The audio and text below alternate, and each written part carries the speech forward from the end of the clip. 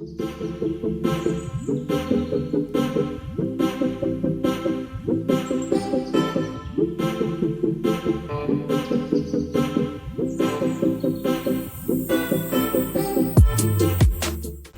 right, Brent, now what would you say are some of the most common types of investment strategies for building wealth? Great question. So, a lot of people just go with the normal 80-20 stock to bond portfolio, or 60-40, depending on your age, of course.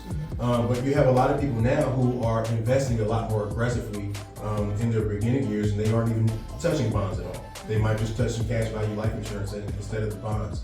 So it really just depends on the person and what you really have a risk tolerance for. You have some people like Robert Kiyosaki who say, I should only be investing in real estate. I don't trust stocks at all. Then you have some people like Peter Lynch who doesn't touch real estate at all. So it really just depends on what you have a knack for, your risk tolerance, and where you really see yourself going in the future. If you want a more, consistent cash flow and, where you actually know what you're getting, real estate might be where you want to go. But if you have a higher risk tolerance and you want to really shoot for the stars and hit it out the park like Babe Ruth or Ken Griffey Jr. or something like that, you might want to go a little bit more aggressive. Okay, all right, that makes sense. Well, thank you for sharing that with us. Subscribe to my channel to learn more about probate real estate, financial literacy, and generational wealth planning.